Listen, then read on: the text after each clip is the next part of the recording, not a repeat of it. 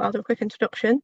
Um, Thank you everybody for coming here today for this bisexual event focusing on Chawton House and women's writing and the 2025 Winter and Summer Fellows.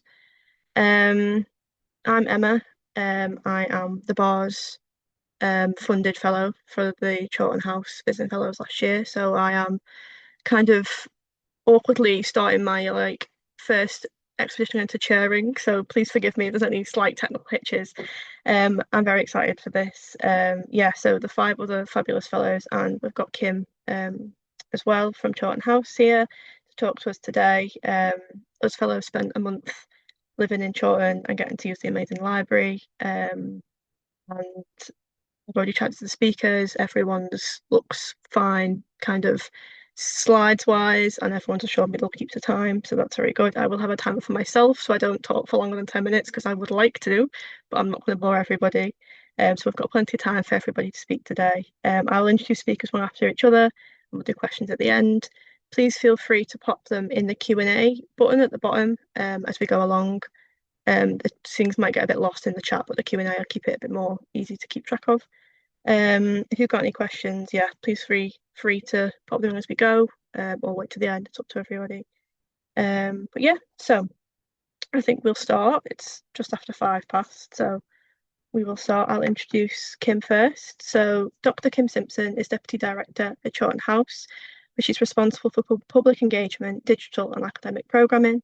She holds a PhD in 18th century literature from the University of Kent and worked between University of Southampton and Chawton House for 5 years before making the move to the heritage sector full-time in 2021. Thanks, Kim. Thanks so much, Emma. I'm just going to share my screen and hope that that will work for everyone. So is that all right? Can everyone see that? Okay, marvelous. Continue to share. So yeah, thank you so much for having me. It's really nice to see all you lovely 2025 fellows again, and thank you to Bars for bringing us all together this evening. So what I thought I'd do is just give a very kind of brief introduction to Chawton House, to what we do, the Visiting Fellowship Programme. I'm not going to say too much about the house history itself, because I think many of you probably are already familiar with it. What I will say is that it's an Elizabethan manor house, which you can see here. You're going to see this picture replicated several times, I think, across the various presentations. And the house was built in 1583 on a much older medieval site. Our literary claim to fame is that it was once owned by Jane Austen's brother, Edward, and Jane Austen herself lived in the cottage down the road from 1809 to just before her death. So she was a frequent visitor. She walked the parkland regularly and knew the house very well as well. But today, Chawton House is much more than just a backdrop to Jane Austen's life. We're also home, as many of you will know, to a unique collection of around 4,500 works by women, dating roughly 1660 to 1860. So we think of them as Austen's literary grandmothers, sisters, and so on. And what we do is to tell the story of the Knight family who owned the house through history and our Austen connection, of course. But as well at our core, we remain a research centre dedicated to the study of the women's writing collection. So the most kind of powerful way that I can explain what we do is to show you this. This is one shelf in our library, and our library is a room in which every single book is written by a woman or pertains in some way directly to women's lives. So this is a room that for our visitors does a great deal of kind of quiet but radical work. Lots of our visitors will arrive at Chawton House believing that there were no women writing before Austen, or that all women who did write had to publish anonymously, or that they only wrote novels. So the shelves tell a very, very different story. They show women who were very carefully managing their names like brands. They show women who were, in some cases, earning serious money from their writing. Women pioneering genres as well, shaping political philosophy and travel writing, scientific discourse, children's literature, devotional works. I could go on. One of the things I do when I bring visitors into this room is to insist on giving them a rather nerdy bit of information. So I show them that on one half of the room, the books are arranged alphabetically by author surname, whereas on the other side, we get into the Dewey Decimal classification. And I insist on this because it gives a kind of physical, spatial sense of both scale and breadth of women's writing. Women are writing everything, so novels, chemistry, astronomy, conduct books, cookery, botany, biography, etc., etc. And this is probably not news to all of you, but the library for us makes that breadth tangible. Um, in that as well, we've got the canonical writers that many of our visitors will recognise, Austen, Shelley, and the Brontës, but they are shoulder to shoulder with pseudonymous authors, with the ubiquitous A Lady, and with women who've slipped almost entirely from public memory. Some deservedly so, I would say, and others not so much. So there are, of course, all sorts of conversations to be had around the value of and the necessity for collecting women's writing together in this way. Questions about the sorts of silences that such archives might produce, and questions about what the recovery project ought to look like now as well. But for our public audiences, really, it's still the materiality of that reading room, that library that matters. It challenges assumptions simply by existing. So today, everything that we do at Chawton House is rooted in that collection, in our history and in our place. Because otherwise, as our chief executive often says, we're just another old house serving cream teas, and there are plenty of those. So the collection is really the kind of the beating heart. It's the starting point for scholarship and education, for exhibitions, for creative work as well, for huge outdoor theatre productions, for immersive Gothic suppers, embroidery workshops, and everything kind of in between. Increasingly, the books that are in the collection and the women behind them infuse everything that we do. So inside the house, out in the gardens, off-site, online, you name it, the women are kind of there at the heart of everything. But here's the kind of important thing, and the thing that I wanted to stress: the collection is way, way bigger than any one of the staff members, any one of the very small staff team who are working at Chawton House. So, oh, and here's our Gothic supper and our embroidery workshops.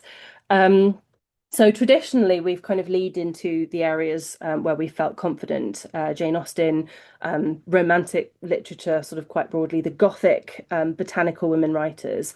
But it's the fellows and the researchers who come to Chawton House who constantly show us how much we don't yet know.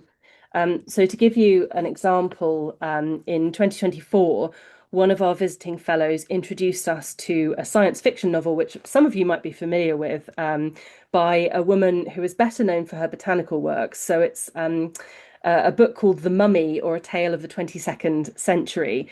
It's a futuristic novel that projects readers 300 years ahead, imagining technological innovations. There's a mummy who gets reanimated, and it draws on literary history, so Frankenstein, but also kind of cultural crazes as well. So the craze for Egypt, can't say that word, Egyptology. So really, it's an extraordinary novel. And we'd not previously told that story from our shelves, despite years of Gothic programming. So Verlana put together a brilliant short talk, and we released it on YouTube on the same day that that adaptation of Frankenstein, the most recent one, came out. So this is freely available, and a plug, do go and have a look. And I think this is really the point. Every new researcher in our program reveals another story in the archive, something we've overlooked or something we didn't know to look for. So I thought I'd say a little bit about the fellowship program itself before I stop. From 2007 to 2017, we ran a visiting fellowship program in partnership with the Faculty of Humanities at the University of Southampton. And over that decade, the program supported a really wide range of international scholars, and really kind of helped to establish Chawton House as a research centre for women's writing. We then had a period of organisational kind of restructuring, lots of financial change. So the programme had to be put on hiatus.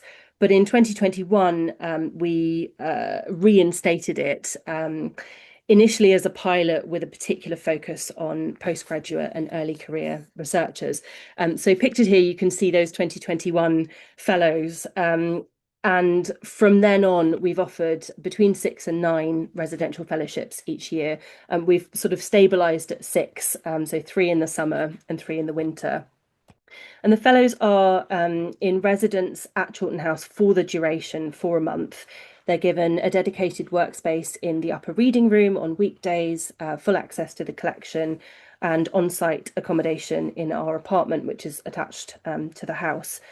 So they have an introduction, they meet the team, and we encourage them to kind of take part in the life of the house during their stay. Fellowships are open to doctoral researchers and early career scholars working on women's writing of the long 18th century. And it's a very long 18th century for us, so 1660 to 1860. We have 2 specialised fellowships. So the Deirdre Le Fay one in memory of the late Austen scholar Deirdre Le Fay is awarded to a researcher working on Jane Austen. And then there's a BARS one for BARS members as well. For anyone who doesn't know, our collections are catalogues. The catalogue is not the most accessible catalogue in the world, but we are working on getting that fixed in the coming year. But we have several different collections. So there's, of course, the women's writing collection. There's also the Knight Family Library, which was owned by Edward Austen and consulted by Jane Austen. There's the Tony Yablon collection of Brontë ephemera, the Deirdre Le Fay collection. So she left many of her books to us. And then as part of the women's writing collection, there's a kind of growing collection of manuscript items, which will be at the heart of our forthcoming exhibition, which is called Homemade Histories. So if you're interested in applying, you can submit a research proposal with a CV and a cover letter. And in selecting fellows, we are looking for quality and originality of research, the necessity of working with the Chawton House collection in particular, and also the potential of that research to connect with audiences beyond the academy. Fellows are asked to contribute to the intellectual life of the house during or after their stay. So these are some of the things that our more recent fellows have done. On the right there, you can see Katie McLean's section in our Jane Austen 250 exhibition. So she was looking at stage adaptations of Austen. And then prior to that, Rose McKean gave a talk on Gothic chapbooks. She was a fellow in 2023. And 2 of our 2022 fellows wrote up some of their research for our magazine, The Female Spectator. So building on feedback from our last fellows, we'll be aiming to have weekly lunches in 2026. And the fellows are really kind of encouraged to join in with on-site events. They give a short presentation at the end of their fellowship to staff, and we'll be working with fellows to develop an output at the end of their research. So a tour, a talk, a workshop, an event, we're really kind of open to innovative ideas. So I'll just close by saying that for us, the fellowship programme is really vital. It supports emerging scholars who are working in women's literary history, but it also ensures that our collection continues to generate new research rather than becoming static. And it really helps us to develop new narratives as well, forms of public engagement that remain grounded in current scholarship. For the fellows, what we hope is that it affords time and space away from the stresses of daily life. Chawton is like a time capsule, so a place to focus and to research and to write. We hope it gives them a little bit of experience of working in an alt-ac setting as well, and what that might look like, and some of the possibilities outside academia, experience of adapting research to different audiences. But I've also seen in evidence, and I kind of think this is the most important thing, that it creates community. I think that's a really important thing for postgraduate early career researchers who are often doing work that can be quite isolating. So I think, discussion, dialogue, resource and skill sharing, but also friendship. Conferences are a lot better when you know a few people. So hopefully I've persuaded some of you who are thinking about putting in applications. We'll be opening up the next round end of February, early March. And so I'm going to stop talking now, but I'm really looking forward to hearing again about what some of our 2025 fellows got up to. So yeah, thank you for listening. Amazing, thank you, Kim. Definitely took me back to spending a month. You do really feel like you've gone back in time for sure. It is. It does feel like its own little bubble, which is it's nice, definitely. So we're gonna start with our summer fellows next. Starting with Rebecca.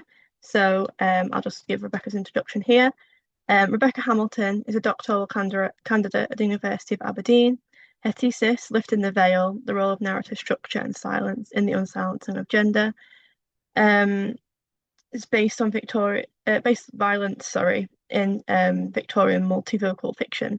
It explores how a variety of silences and means of silencing work together with narrative form to unsilence taboos such as gender-based violence in the 19th century.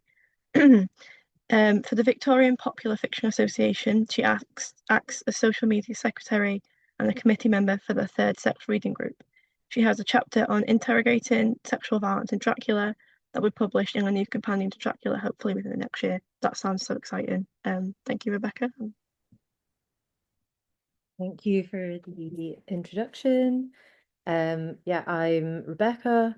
On screen, I haven't got any slides to show because it's just a short talk, but I have some lovely photos of my time at Chawton on the screen, a couple of which were taken by my fellow fellowship holder, Ellis, who's an excellent photographer. So yeah, I just kind of wanted to start by explaining to everyone what I applied to the Chawton Fellowship for and what I came to Chawton House to do.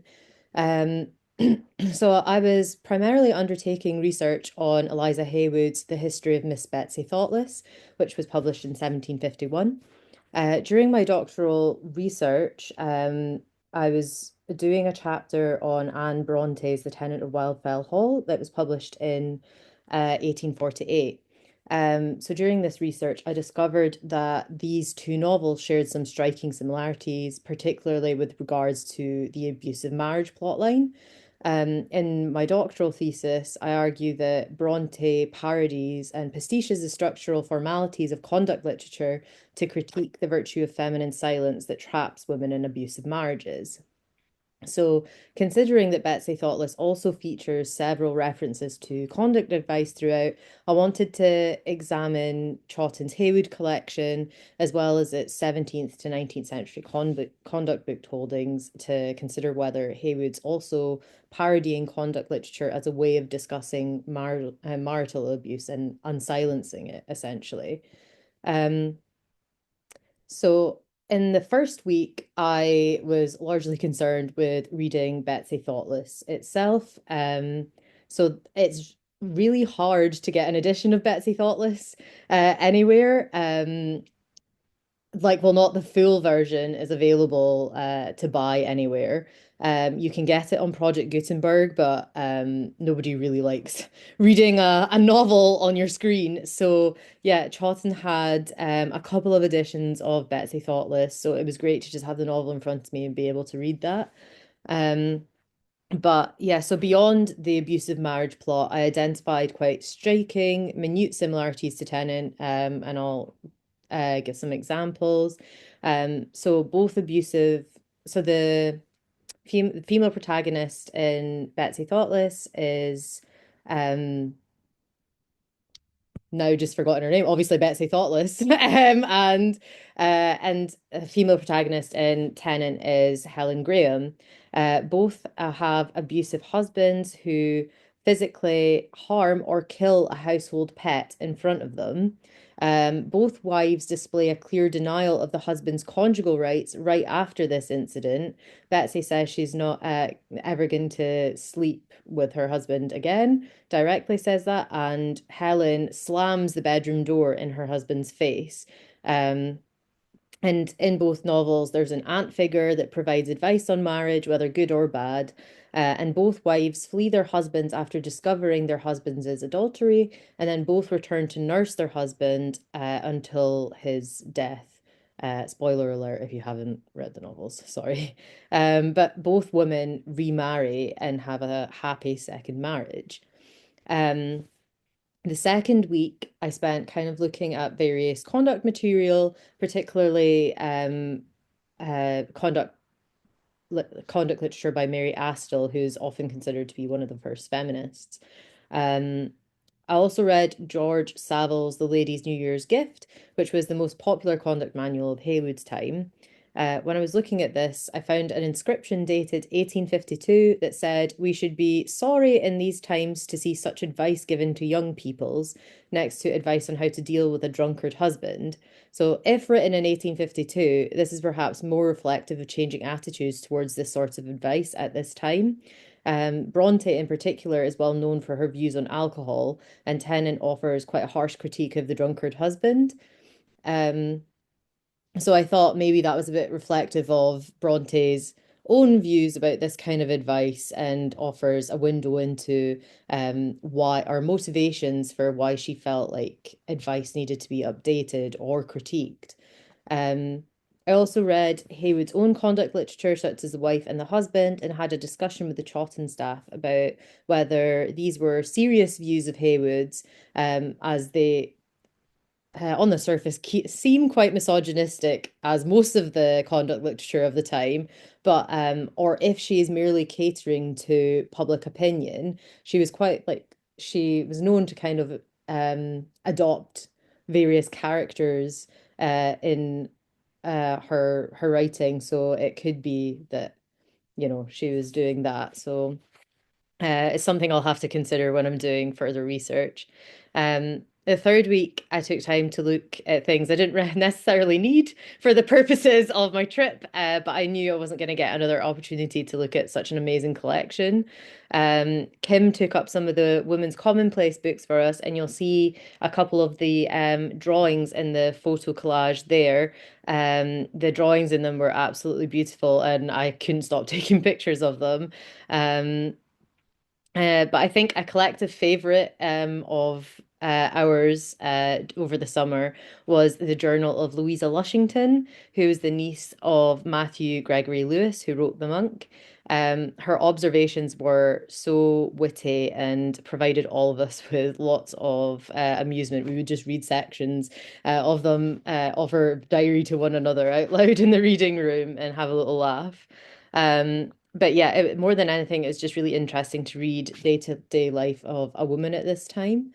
Um, but yeah, so I've yet to kind of collate this research and form any sort of coherent argument or conclusion about my findings, as I've been quite busy with post-viva corrections. But I do plan to eventually transform it into an article for publication. I think that taken together, Betsy, Thoughtless, and Tennant appear to point to how impossible it is for women to adhere to conduct advice in abusive marriages, and they do critique the silence women are forced to adopt in relation to this abuse. But yeah, I want to, there's not really been a side-by-side comparison of these two at all. So I think it would be bringing something new to the research market. But obviously, getting to work at the Chawton Reading Room and work with the collections was such an amazing experience. But I can't neglect to mention everything else that Chawton offers, especially the kindness of all the volunteers and staff there. They're all so knowledgeable and always willing to share that wealth of knowledge with you. I had a particularly interesting conversation in the downstairs reading room with one of the volunteers about Lady Montague and um, just about science and like curing diseases and things that I just like didn't know at all. And it was so interesting to hear. Um, but it also wouldn't have been the same experience without having done it with Bethan and Ellis. I loved being able to compare academic journeys with them, to exchange ideas, and anything, more than anything, I loved picking brambles with them because the bushes were full of them outside Chawton. It was great. Um, but yeah, I just loved everything about my time here, connecting with nature, connecting with the past, and also just feeling like I was a character in a Jane Austen book. Particularly when I went to Jane Austen House, which you have to do because it's just down the road from Chawton. Um, but yeah, I particularly loved the silence. I've never been more productive in my life than I was that month at Chawton. One experience, well, I sent off applications. I started writing my essay for the Dracula Companion. I was doing research. Um, it just completely reinvigorated my love for my love for research and academia. But one of the most wholesome experiences that I had there was when I was walking to the neighboring village. I met an American woman who was visiting, and when we talked, I discovered she was a psychology professor at the University of Ohio. And we talked about the very serious nature of the censoring going on in the publishing in America at the moment. And she gave me advice about following a career in academia, and we even grabbed a pint together. So yeah, I'd say that Chawton just made me more open to meeting new people and yeah, engaging with new ideas. But it's Chawton House is just such a valuable resource for anyone interested in women's writing.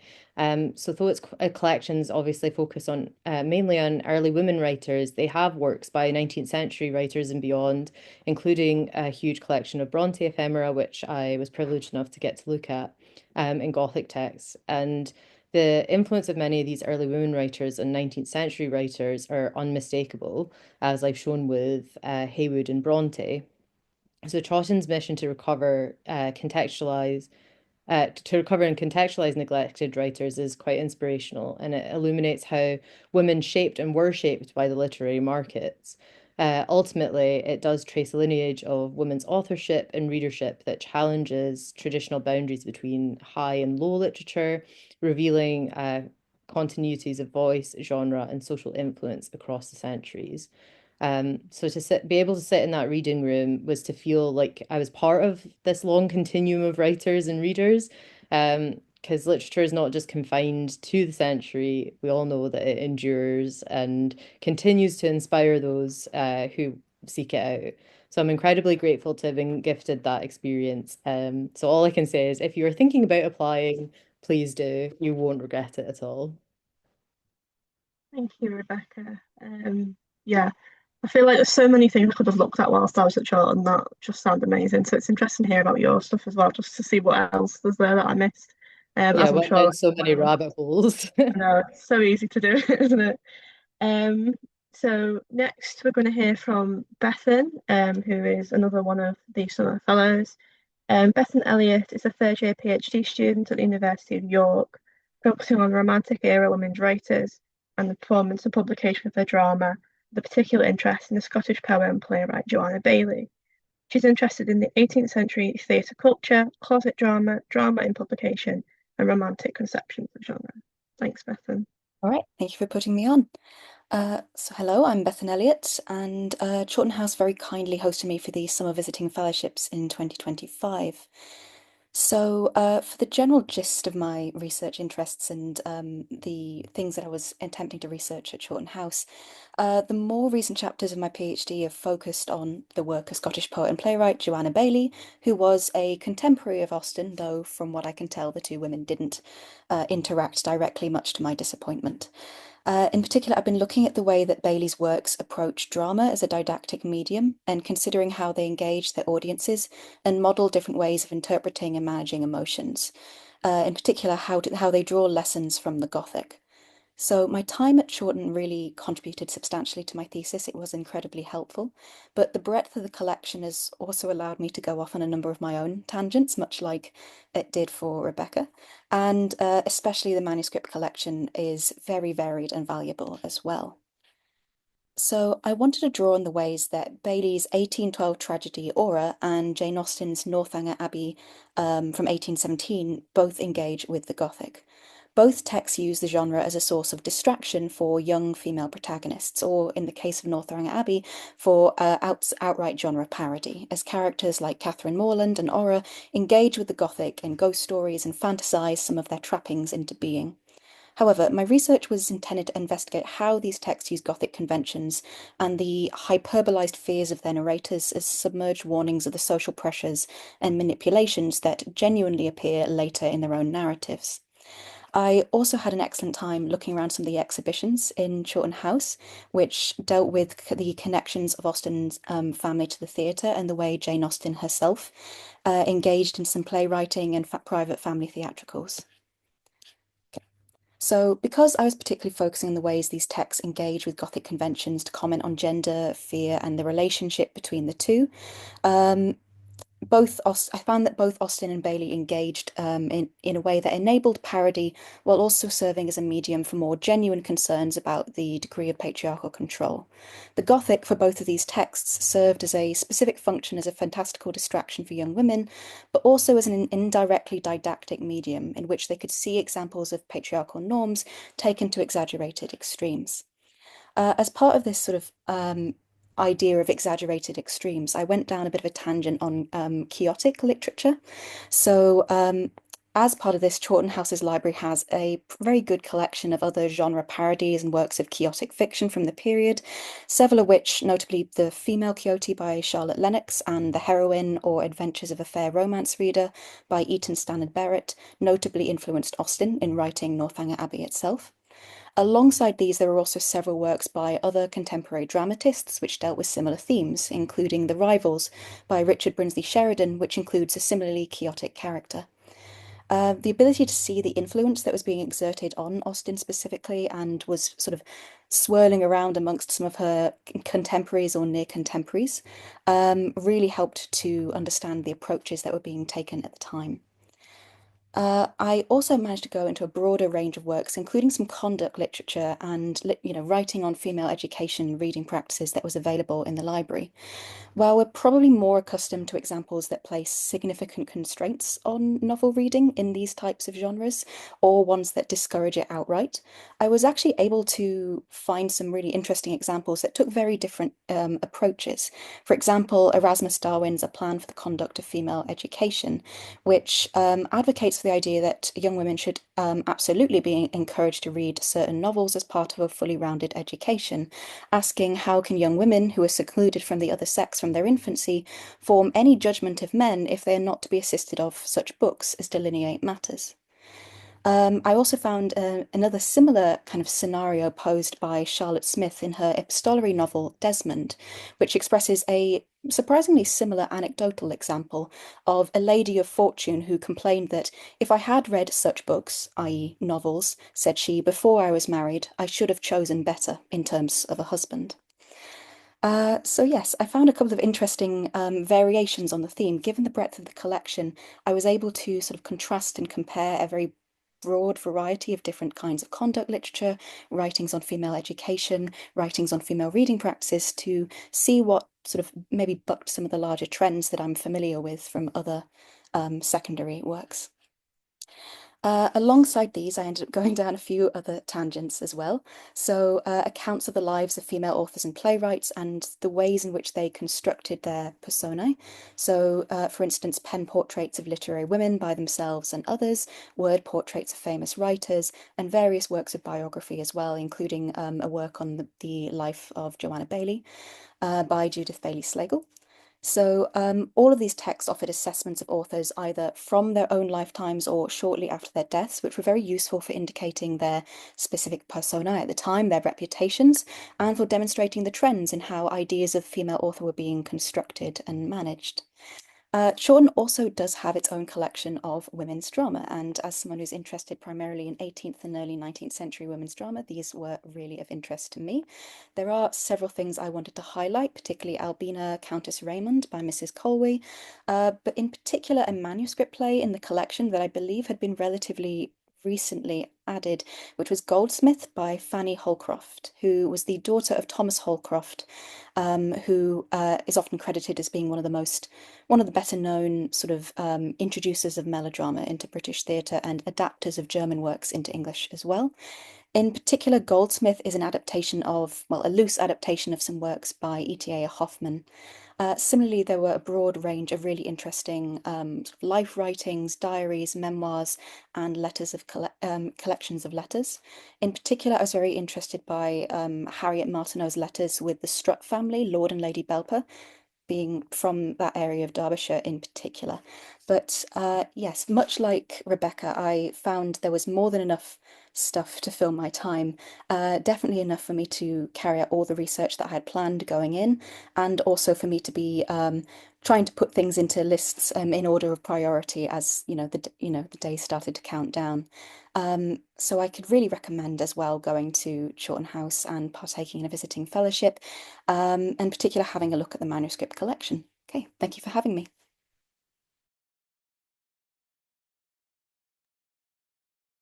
Thanks so much, Bethan. That sounds really interesting.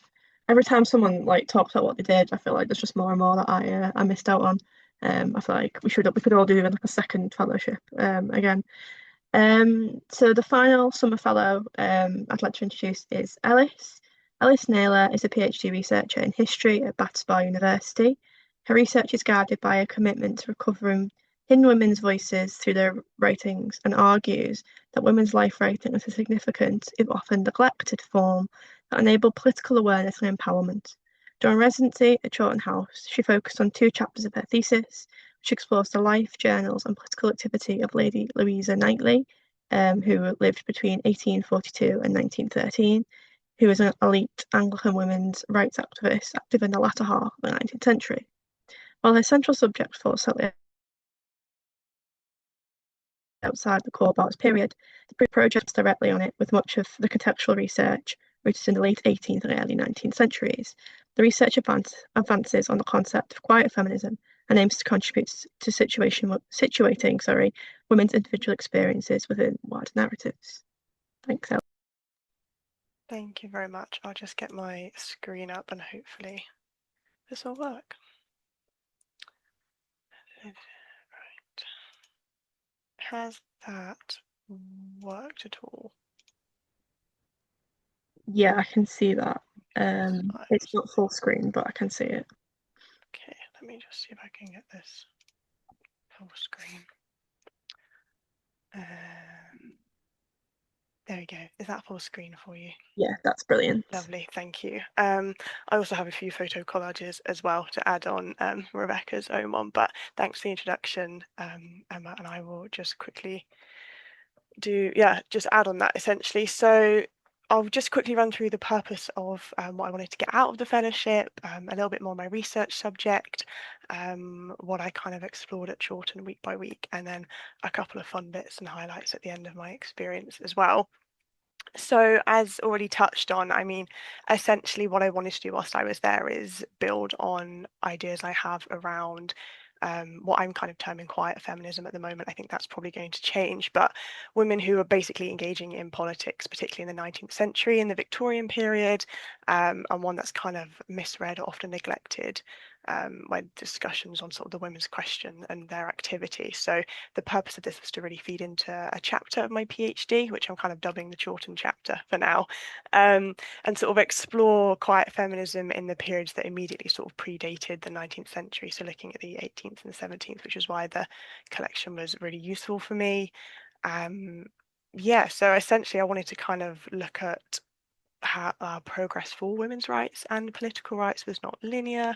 It was not kind of an agreed way how people approach their feminism, and kind of look at the parallels between the 19th century and the long 18th century, and the fact that some women who are writing have been forgotten in history because they don't often fit into the modern definition of what potentially we think a feminist looks like today.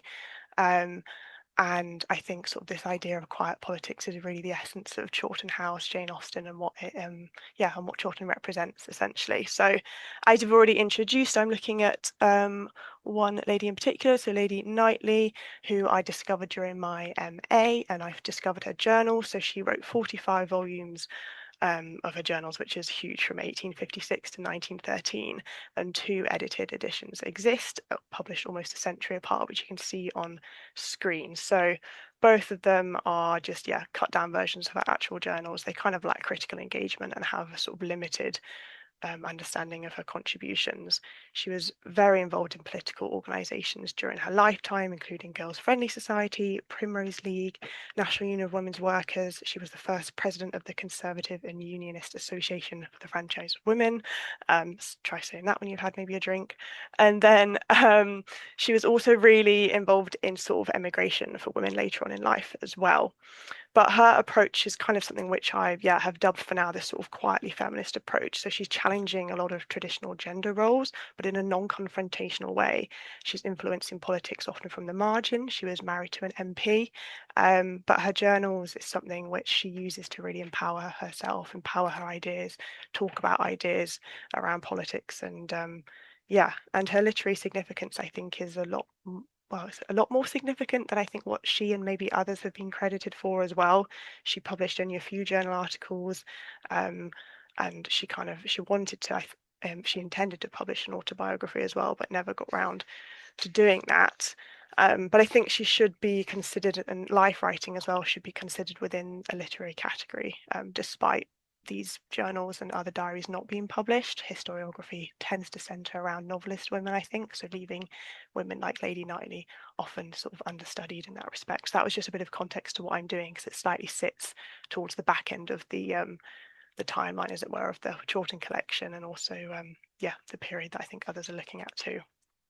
So this is a very big collage of some highlights. So in terms of week 1, I was very much studying kind of context. One of the editions which I just showed you was edited by a lady called Julia Cartwright, who was a historian who published in the 19th century as well, and the collection had one of her books there, so it was really useful to see what she was also writing and how that maybe would have influenced how she edited Lady Knightley's journal. So that was really great, and I did a lot of secondary reading in the reading room on sort of early ideas on feminism and Victorian feminism. So the first week was a lot of sort of secondary reading rather than sort of the primary resources. So looking at books such as kind of Significant Sisters, Grassroots of Active Feminism by Margaret Foster, First Feminist by Moira Ferguson, looking at Jane Austen, Feminism and Fiction by Margaret Kirkham, and also other kind of readings around Jane Austen and politics as well, to sort of start to understand this idea of what quiet feminism might look like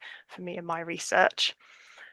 And then sort of week 2 and 3 was looking more specifically at women and their writing who fit into this sort of quiet feminism idea that I had, or a non-traditional approach. So focusing on women such as Mary Astell, Harriet Martineau, Dorothy Wordsworth, Jane Austen, obviously, and also looking at sort of books that were published in the Victorian period on sort of eminent or celebrated women in the century before, to kind of see what the Victorians thought were sort of important women and why that was the case, and also looking at conduct literature as well, as sort of Bethan touched on too. A couple of highlights for me in the collection were the Harriet Martineau letters, which you can see sort of in the box on the top right of the screen, which have been recently acquired by Chawton via auction. And the letters that I was kind of looking at in particular that interested me were sort of going back between back and forth between her and an MP about sort of setting up a circulating library for the working classes, which was really interesting that she had such this.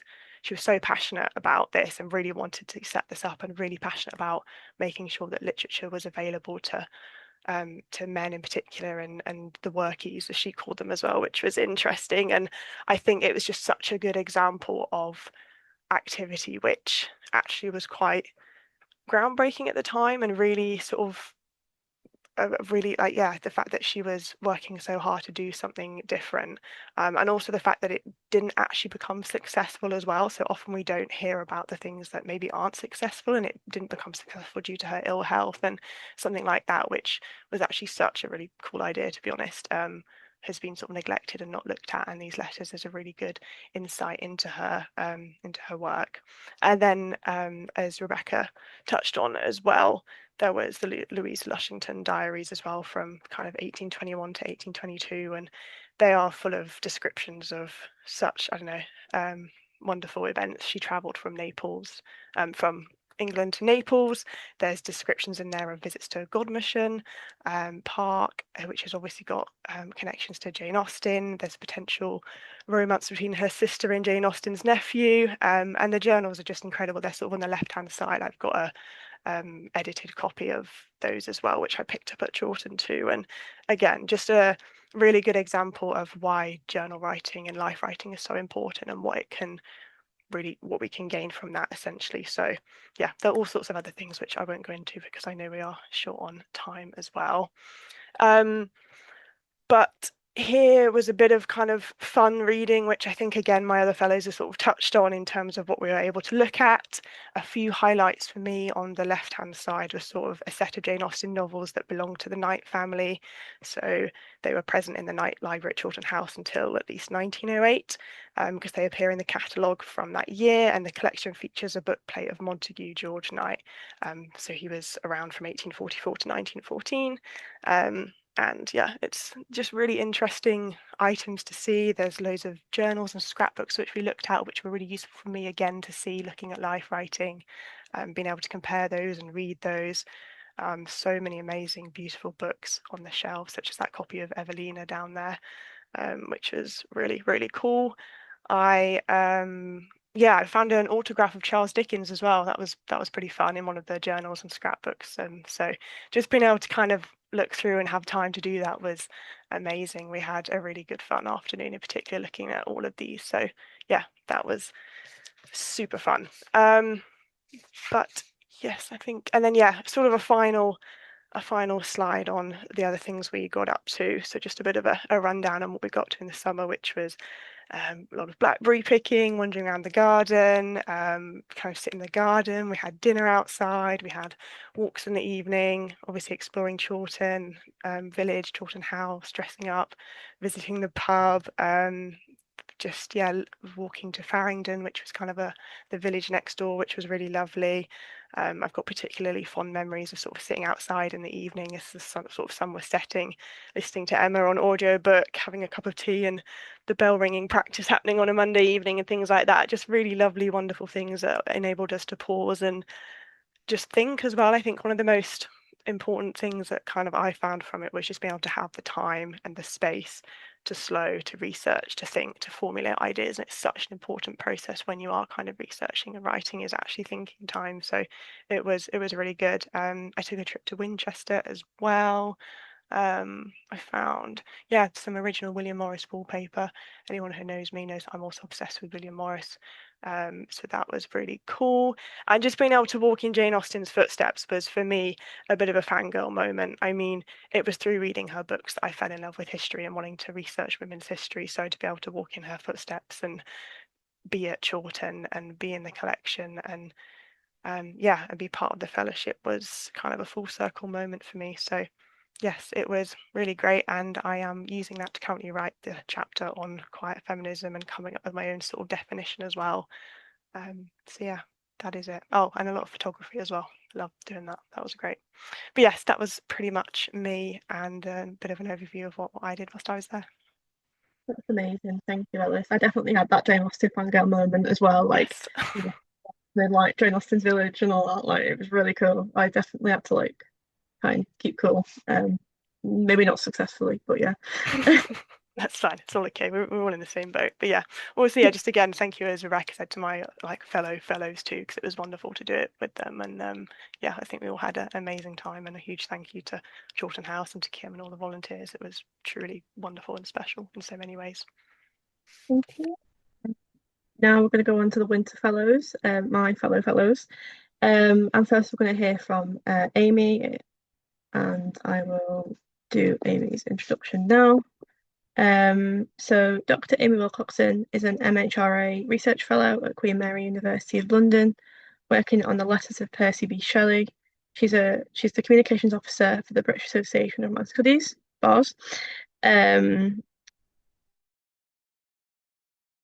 And based on her PhD thesis, The Selected Letters of Thomas Campbell, is forthcoming with Liverpool University Press, which I'm quite excited to see. In November 2025, she undertook a visiting fellowship at Chawton House with her project, which has got the coolest title. I just think it's so cool. Fame, Fans and Funds, the Romantic Period Subscription List. Thanks, Amy. Thanks so much. Thanks, Emma. Yeah, it's so nice to hear about what the summer fellows got up to, because I can tell you that we had far less blackberry picking in the winter.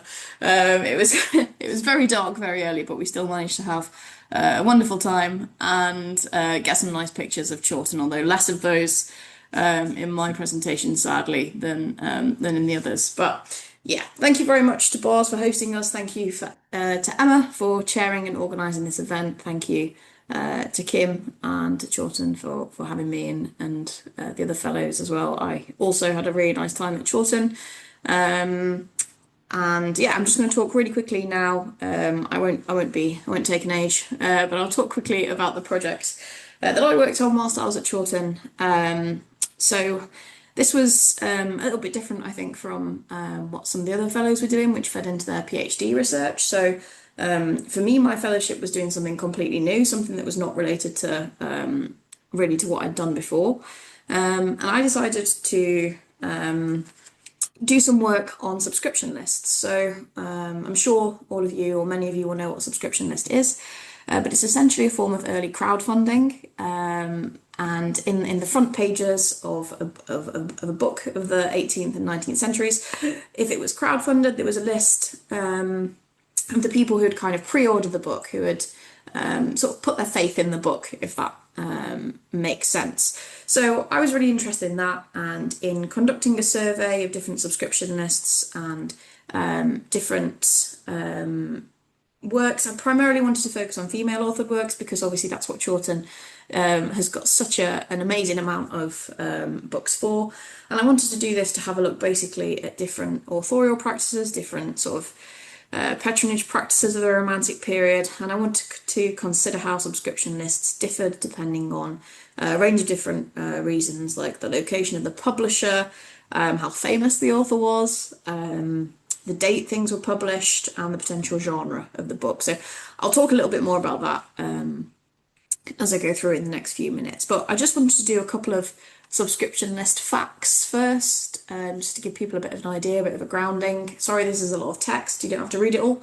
Basically, during the Romantic period, reading was private. Most people didn't know what other people were reading. Most authors weren't sure who was reading their work. But as Judith Pascoe states, the subscription list kind of it served to not only drum up advance sales, but it also allowed authors to build a kind of visible audience. And Tora Brylo sort of says here that it was a really, really effective marketing tool. So you could open a book, you could see that a duke or another member of the royal family or a really famous poet had sort of put their confidence in an author, and so it would then serve to sell more copies of that book.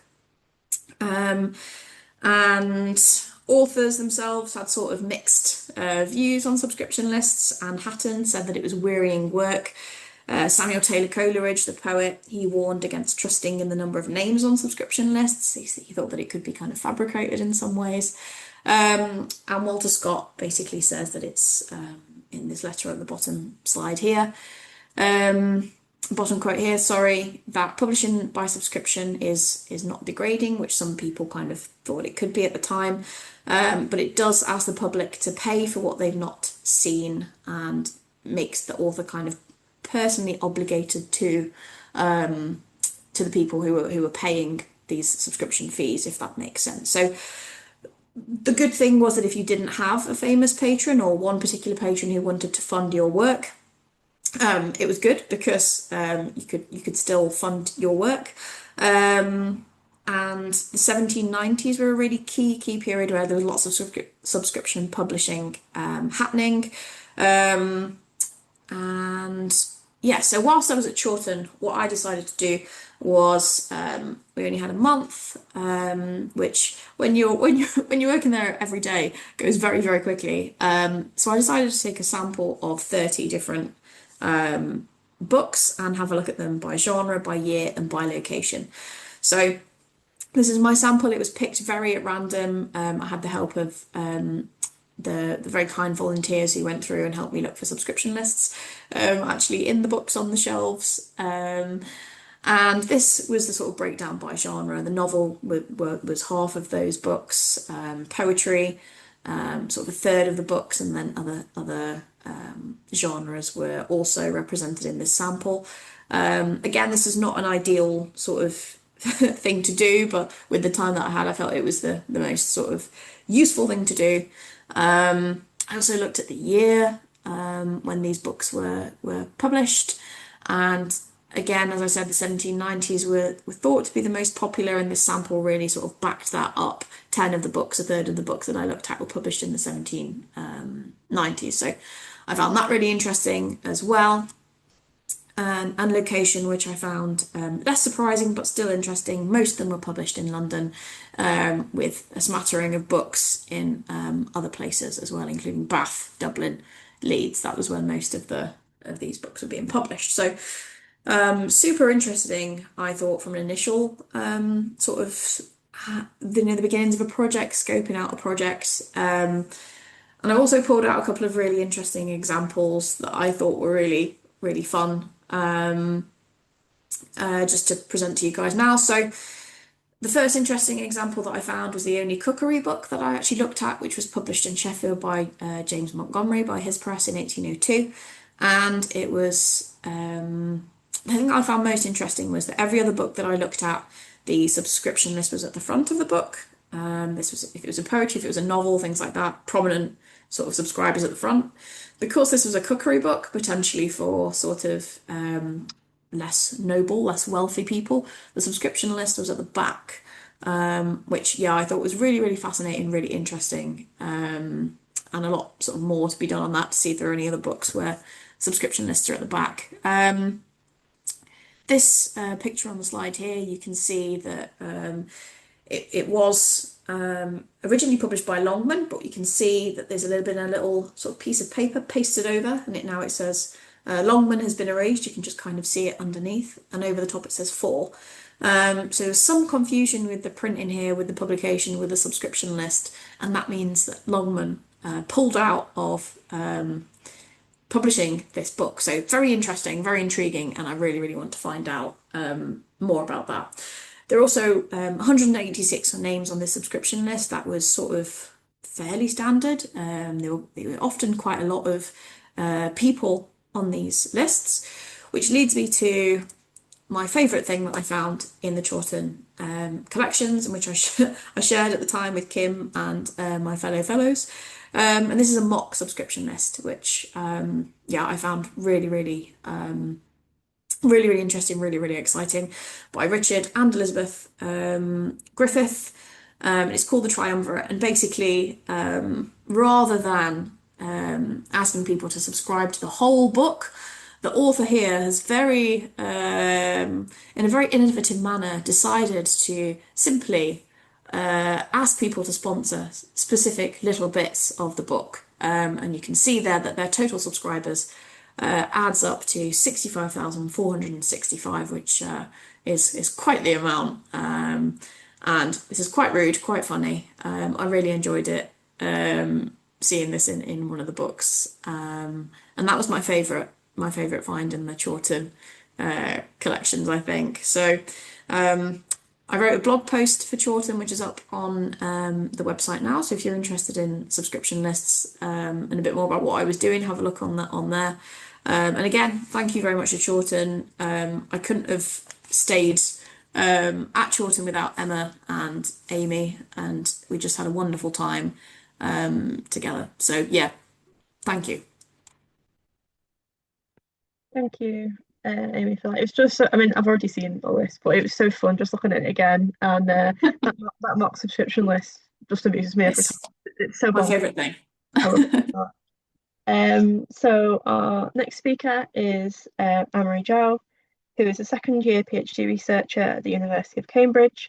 Her PhD dissertation, titled Affect of the Machine, Manufacturing the Female Author, 1750 to 1890, examines how technological advancements propelled and interacted with developments in novel form. She's broadly interested in women's writing in the 18th and 19th centuries, the Gothic, the history of the book, and the history of technology, and her project is funded by Trinity College in Cambridge. Thanks. Hello, sorry, I'm just trying to share my screen right now. Bottom. Can you see it okay? Is it up? No? Not quite yet. Not. I think I can actually present without it. I do have some quotes, which I think I will just read aloud to everyone. So, hello everyone. Sorry. If you want to send it to me, if you want to email it over, I could share it. Yes, that would be great.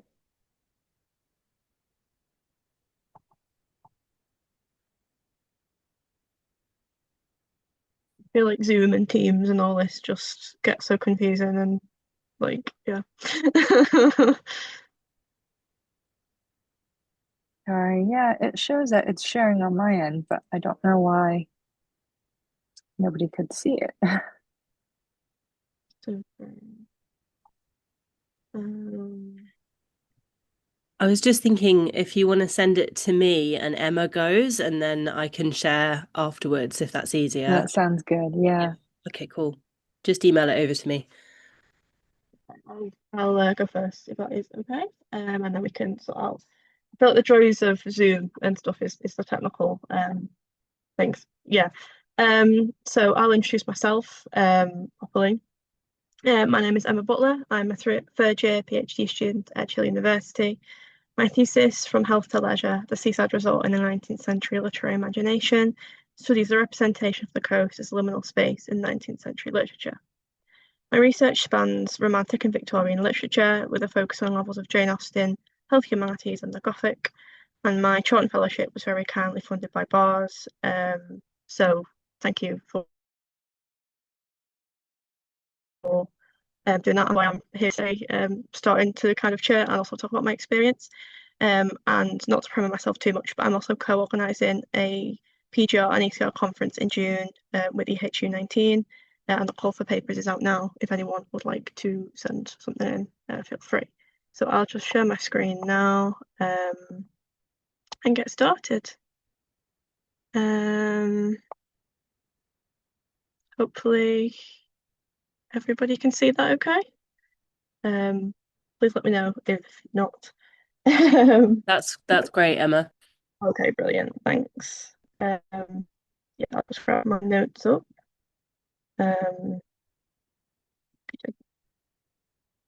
So my time at Chawton was really, really amazing, as everyone else's seems to have had a really good time as well. I went down an equal amount of rabbit holes. I feel like a month is like never enough time. But yeah, it was so fun. So my PhD is focused on how the seaside is a liminal feature heavily. And I feel like Chawton collection on Jane Austen is obviously quite fulsome, but there is so much more to it than just Jane Austen. And I found some really, really amazing seaside novels that I'm excited to share with you today. Just a few, like a little highlight reel, shall we say. So the two that I'm going to focus on today mostly are Anna Austen Lefroy's Sanditon, which is a continuation of Austen's unfinished novel Sanditon by her niece, Anna Austen Lefroy, which was published in about 1925. The version I looked at whilst at Chawton was published a bit later, but it was found much later than Austen's original novels. And also Mary Julia Young's A Summer in Brighton, which was published in 1807. I also found an interesting medical text that I'd also like to kind of briefly touch on if we get time. Not as many pictures as the Summer Fellows had here, but here's a little nice picture of us Winter Fellows and a little candid picture at the bottom that Amy took whilst we were wandering the halls, as well as sitting in the library. So the first one here is Anna Austen Lefroy's Sanditon. It's a 20,000 word continuation of Austen's novel, and it focuses mainly on the character of Clara Brereton, And if anyone's seen the Sanditon adaptation, the ITV version, I feel like the person who wrote that, Andrew Davies, as well as his other scriptwriters, probably may have read this or at least been aware of this, because it's very similar. Some of the inspiration for Clara's character is kind of maybe inspired by this, because it makes Clara's origins, I'd say I'll say poverty, but relative poverty, like poverty for the time, in that a lot of the characters are kind of disgusted in that she may have almost had to become a governess and gasp work for her living, rather than instead she is quote unquote saved and is taken to live with her great aunt Lady Denham, who is like the Sanditon's great lady.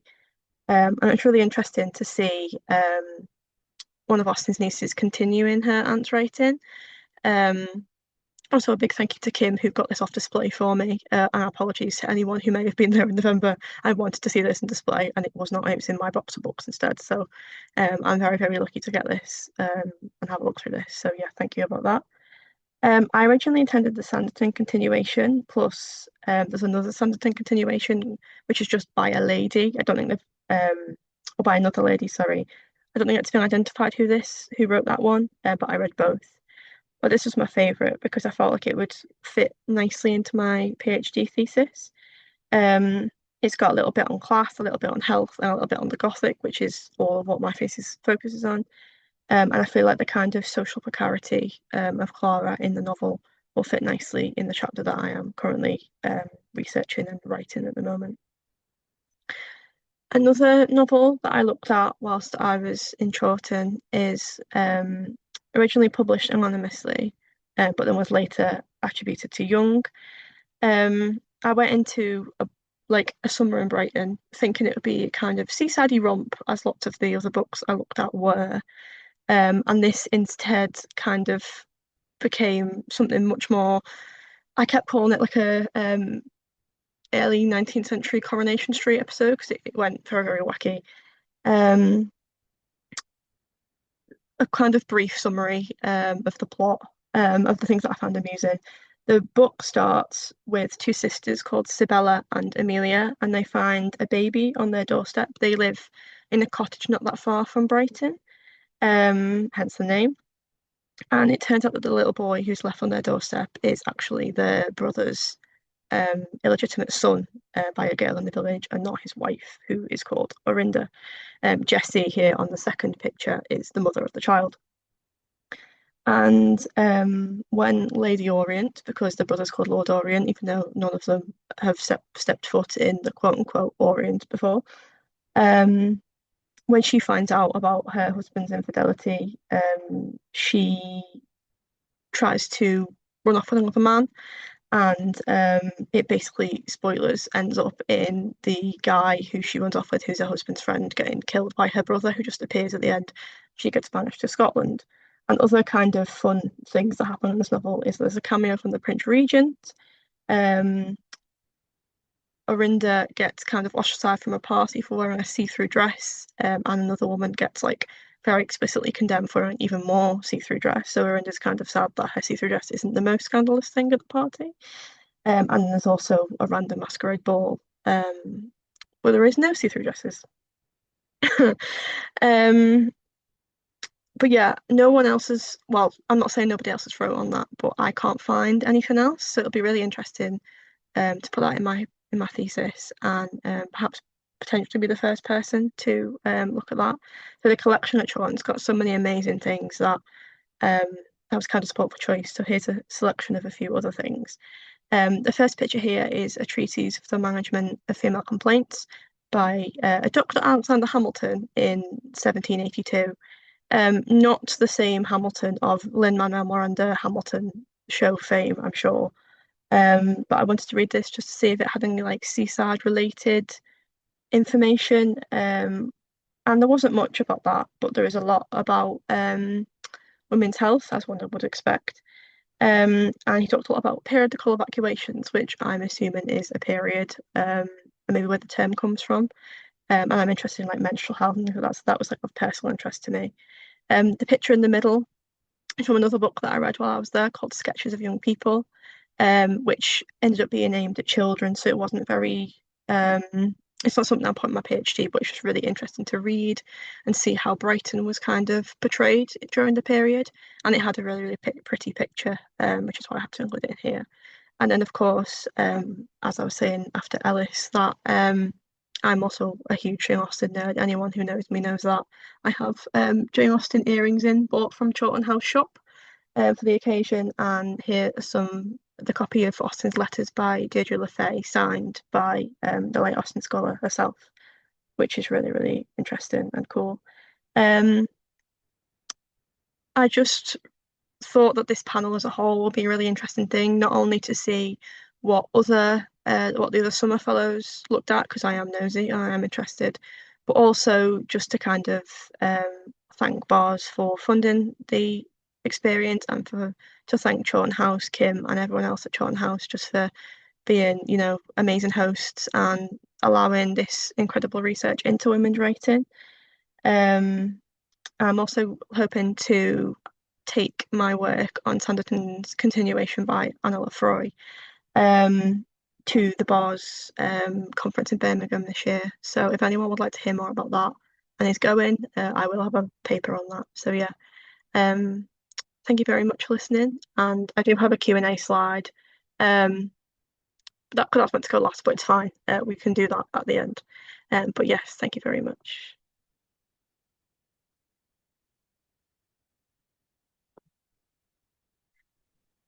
Right. There we go. Brilliant.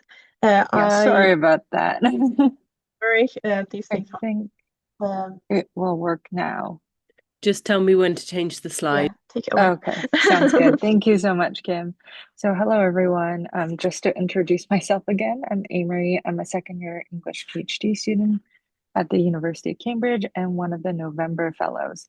So my time at Chawton House in November had been dedicated to collecting materials for my PhD project titled Affect and the Machine Manufacturing the Female Author, in which I think about questions about originality, authorship, and mass culture against England's growing anxieties about machines and technologies of commodity production. So my time at Chawton was spent looking at a few travelogues that they had in their collection.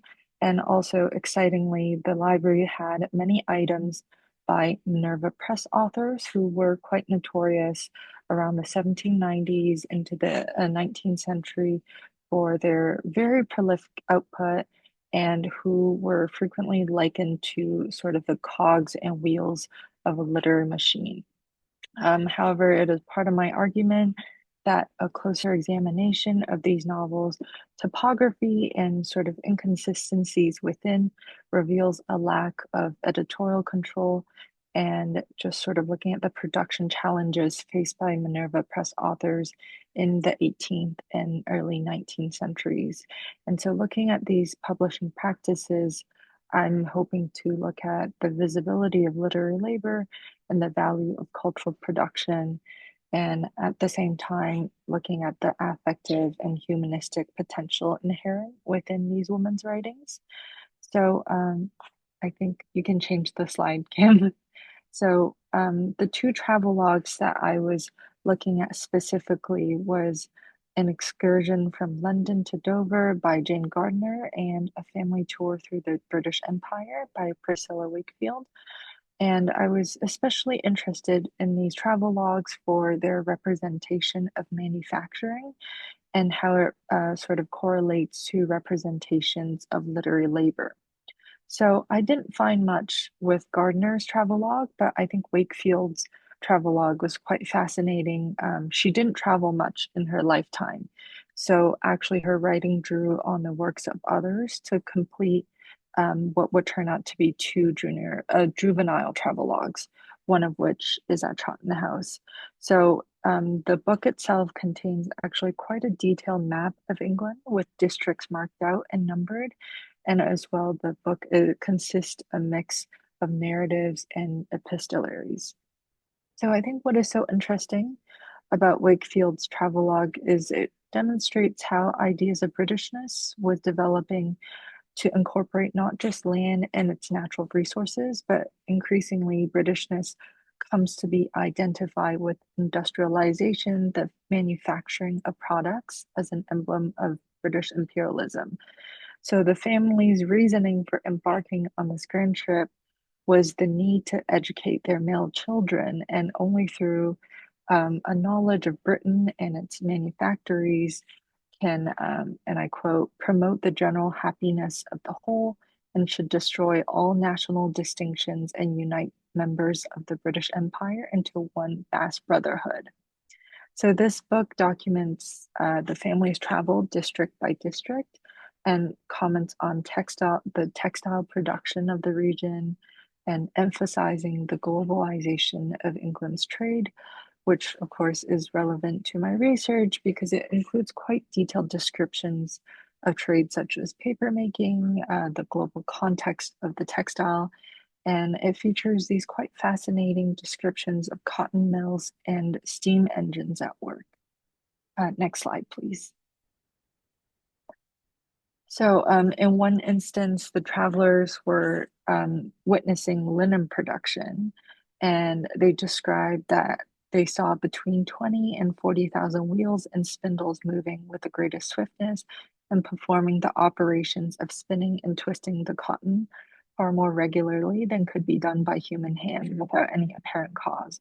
For the wheels that set them to work are without, turned by the steam. Next slide, please.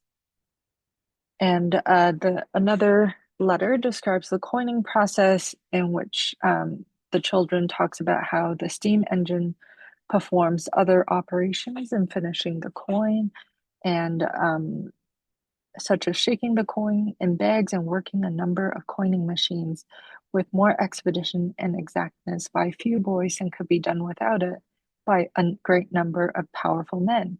So great is the advantage of mechanical powers above that of hand labor.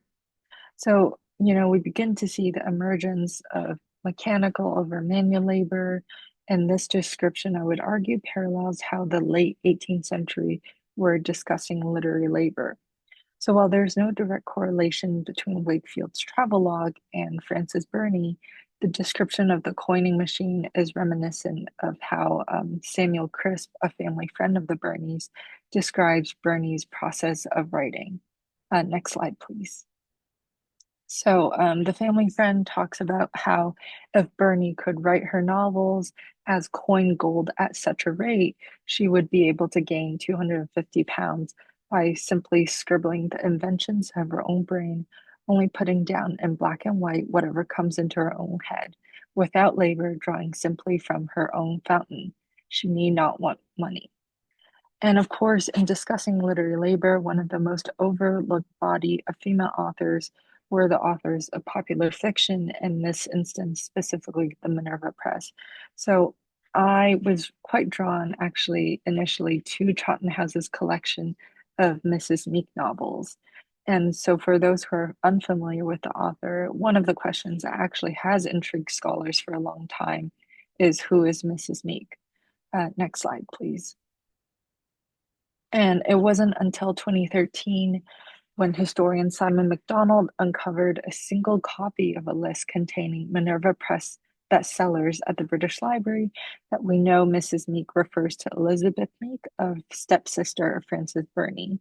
So with 19 works in 70 volumes and more in translation, her work totals about 90 volumes over the course of 30 odd years, making her a more productive author than one of the most prolific authors of the same period, Walter Scott. So Meek published almost exclusively with Lane's Minerva Press. Sorry, next slide, please. And this is just some of the title pages that I found in the Chawton House collection. Although Chawton House's collection does contain a novel in French published by Meek. I don't read French myself, so perhaps this is an interesting project for someone else to explore. Next slide, please. And yeah, Le Marie Mysteria is the French novel that I found. So we know that she was likely writing for subsistence after a very unhappy and financially troubled marriage. And at the same time, she had multiple personae in the attribution of her writing. So she was most commonly known as Mrs. Meek, but also wrote under the pseudonym Gabrielli, or sometimes anonymously, simply referred to as the author of a previous popular novel. And because Gothic studies, popular novel studies, rely so heavily on quantitative data, there's simply too many books. One of the things that I set out to do at Chawton House was to actually read some of these novels in full. And something that I found was that, while these novels are frequently considered Gothic, sort of following that Gothic formula. Meek's first two novels, pre-1800, does follow the formula, but some of her later novels featured here, such as The Old Wife and The Young Husband, There's a Secret Find Out, tends to follow the hero rather than the heroine, and spins out a generational tale of moral and legal inheritance, while romance really takes the back seat. And while it is in third-person narration, scenes of discussion often features male homosocial rather than female bonds. And this is, of course, a departure from her more famous contemporaries such as Burney and Austen, and as well as her Gothic predecessor, whom she frequently alludes to, and perhaps adopts her pseudonym Gabrielli in tribute to Anne Radcliffe.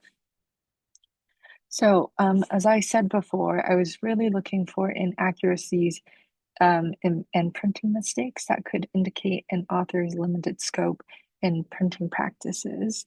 Next slide, please. And so in one of the first novels by Mrs. Meek, The Abbey of Colony, we find this review, which was later attributed to Charles Burney, who commenced the novel but suggests that the inaccuracy of the printers are too numerous not to demand loud reprehension. Novel readers in general are not fastidious critics, yet the publisher or superintendent of the press has no right to deform the pages of an author and disgust the reader by his negligence. So what is interesting about Burney's review is he actually discloses the distinction between author, publisher, and the superintendent of the press. But we don't know really what mistake he refers to. But looking towards more celebrated authors as Jane Austen, some of the mistakes that she writes about are in quotations. So the printers and sort of the compositors not necessarily knowing what to do with free and direct discourse and sort of this experimentation in dialogue. So while with Austen, scholars often attribute these sort of quotation marks as intentional, guessing that it denotes a certain style, what I found while reading these Mrs. Meek novels is that it occurs actually quite frequently in Meek's writing, which you can see on the slides here, that perhaps the compositor doesn't necessarily know what to do with this sort of style of dialogue.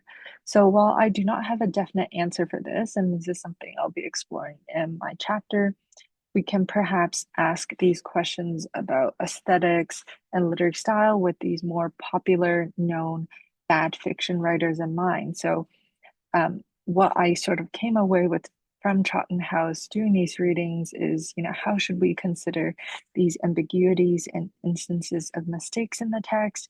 Is it human error, authorial error, or a mechanical error? And finally, how do we place, contemporaries such as Austen and Burney, noted for their novelistic techniques, with authors of the Minerva Press? Thank you so much.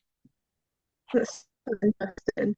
So like with Amy's, I've kind of seen what you did while we were there, but it's just so interesting to hear it again. So yeah, thank you for doing that. Thank you for all the speakers, including Kim, all the fellows and all the speakers. It's been great to hear from you all. We've got a few minutes for questions. We may have to go maybe 5 minutes over time, so we've got a chance to kind of have a couple. If anyone has been waiting till the end to send the questions, please pop them in the Q&A now. I do see there is one there already, so we'll start with that one. And then I have a question for everybody. And then, yeah, we'll see. So we'll start with Toby's question, who says, "It was such a pleasure to listen to these researchers. Thank you on behalf of everybody. A question for all. To what extent do you find marginalia in the Chawton materials, and did you find it helpful? There's that Rebecca mentioned this briefly, but I'd be interested in a quick discussion reaction to this question. So yes, if anyone would like to start with that, maybe Rebecca, and then we could go from there. Yeah, there were definitely some marginalia in it, but like quite a lot of the time it would be just like kind of, well, from what I was reading anyway, maybe the other fellows would have had like a different experience, but a lot of the time it would be kind of like a star beside something. But like this one just kind of stood out to me because it was a kind of like full on inscription in the middle of it and was actually quite sassy response. So but yeah, like I think I ended up doing after that I ended up doing a search through the Chawton website and the archive bit, the searching for like inscriptions, because a lot of the description of the holdings would say if there was an ink inscription on them, so which was particularly helpful for kind of narrowing it down. So then I ended up taking conduct books out that had that detail in it, but quite a lot of the time it would be like a name or something written in the front. So this was probably the most interesting one that I did find. I think, or actually, Kim, did I send you a poem or something that I found somewhere else? What was I that think again? you might be talking about in the front cover of an essay on old maids. There's a woman called Dorothy Gell who wrote a poetic response. The closing lines of it are, "Tell us, ladies, shall we read or burn?" And I think, yeah, it's a miracle that it survived in that case. But yeah, so I think that's a really good example that I will often show people when they come to visit, just to make the point that actually having these material archives is so important, because the books obviously contain the printed text, but also these traces of the people who owned them, the people who gifted them, the people who thought about and commented on them as they were reading as well. And it's not super prevalent. There aren't loads and loads of marginalia in the collection, but the ones that are, I think, are really telling and interesting, and part of the way that we can trace women's reading experience through the collection.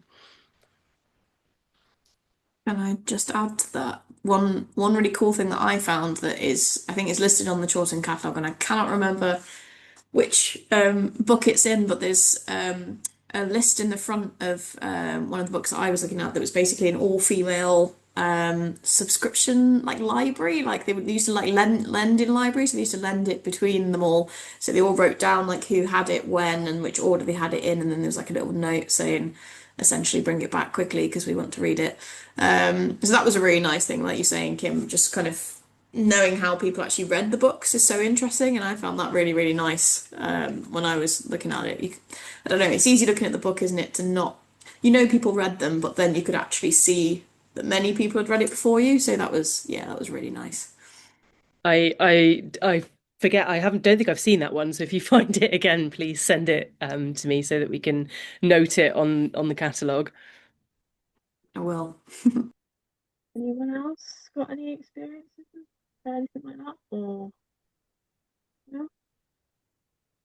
So my general question to everyone, I feel like we've all kind of focused on the same thing, is that we all went on lots of tangents and rabbit holes, and I wondered, maybe this could be like a good question to maybe end on if anyone else doesn't send anyone in. If anyone does, please feel free. But what was everyone's favourite kind of tangent or rabbit hole that they went down whilst they were like looking at Chawton catalogue? If anyone wants to jump in first, if not, I'm happy to start. Whatever anyone wants to do. Visiting fellowship wormhole is a thing, for sure. I mean, certainly for me, I say I went on very weird tangents about weird seaside Brighton, mostly Brighton novels. But I think my favourite tangent was definitely going on the Alexander Hamilton book.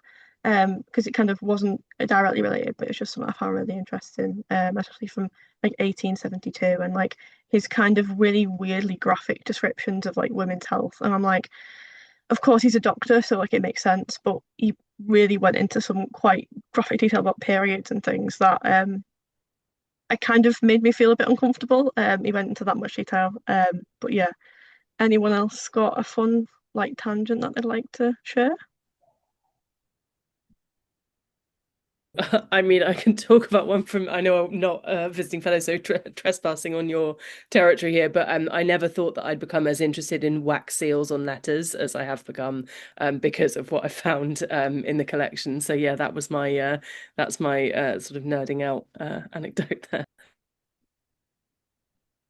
I've got a couple, I think. The first of them is the fact that in the reading room it's just open shelves, so you can go and pick off whatever you would like. And I think we had some lovely pictures of the summer fellows, you guys sort of on the ladder, sort of having a look at things, picking things out. So I really liked just sort of when I was just needed a moment, I'd go and like look in a different corner of the reading room and just sort of pull something out and have a look and be like, oh, and it could be criticism, it could be a text or something, and I found that really nice. The second tangent was that I think Ellis, you might have mentioned them, the letters, the manuscript letters that Chawton bought recently at auction. And I remember because I love letters, that I love manuscript stuff. That's my kind of first love. And I was like, Kim, can I have a look at these things, please? So Kim very kindly got them for me. So that was my second sort of little rabbit hole that I went down. So and that was great. I think mine was probably similar to yours. Yeah, obviously the letters, which were amazing to see, and yeah, it was incredible to look at those firsthand. But as you say, just having the shelves around you to be able to go and pick things out, we sort of had at the end of the day. I think in the final half an hour, I'd sort of wander around, pick some things out. I think in the last week there was this. I remember I picked out. It was blue binding. I think it's particular. I think it's Chawton like publishing binding that it was under. There's like a whole set of books. I'm trying to remember what it was, but in there was I found this account. I think I read it out to Rebecca and Bethan when I was there.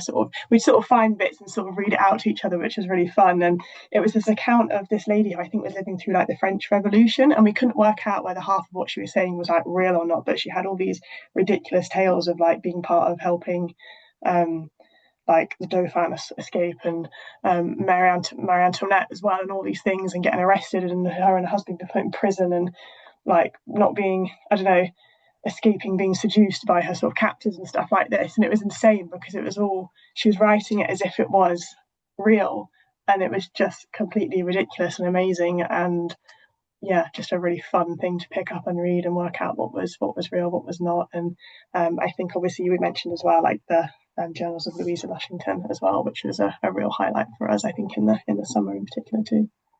Yeah, I mean, I know that I didn't have time in my talk to kind of like go into like the wittiness of Louisa Lushington, but like there was one like particular quote where that I've got written down where she was talking about the mysteries of Udolpho, and she says that she'd been reading a thoroughly ridiculous romance. It's full of nonsense. There's a great deal of repetition, but there is certainly a species of talent displayed in it. And she says, do you think it necessary to tell exactly how the trees, sky, mountains, etc. looked? And we all know that the sun sets every night and rises in the morning without reading a minute description of it each time.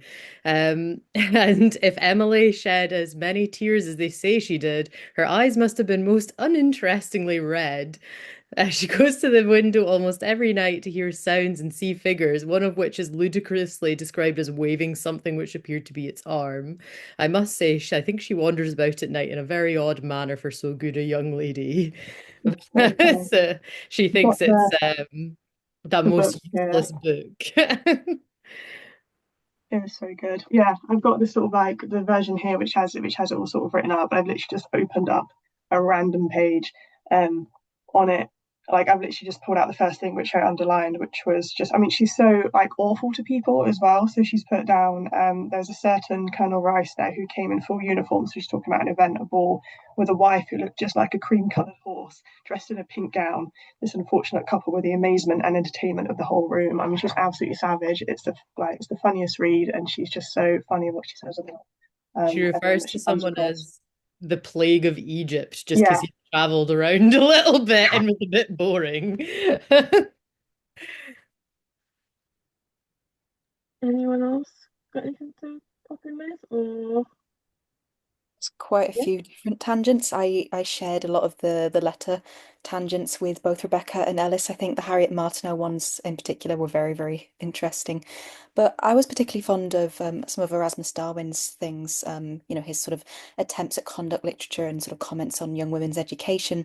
But in particular, the fact that he used one of them as essentially towards the end of the book, the last few pages are essentially an advert, an advert for his illegitimate daughter's school for girls that they were running in Ashbourne in Derbyshire, which I just found quite an interesting little detail that he was simultaneously, publishing this conduct literature, but also attaching it to this sort of opportunity to sort of promote his own, daughter's opportunities and events and things like that. I don't think I actually went on that many tangent, and I think part of the reason was I was trying to get through these Minerva novels, and I sort of set myself this goal of going through a volume every day. So I was reading perhaps 400 pages every single day, sort of just going through it. But of course, while reading it, you realize these are actually quite a page turner. And, at some point I had to sort of think about to at what point is this productive, because the storyline does get repetitive, and while it's interesting to see sort of how these authors construct the plot, I think it was just fascinating just sitting there reading it as if I was one of the 18th century readers, just wasting time and being idle, as they would probably say. brilliant. Yeah, just one last thank you to everybody who attended tonight. Thank you for all the panelists, the summer fellows, winter fellows, Kim. Thank you to Bars, and thank you to everybody who came and listened to us. It's been really fun. And yeah, just thank you to Bars especially for allowing me to kind of run with this fun idea. Thanks very much. Thank you, Emma, for chairing too.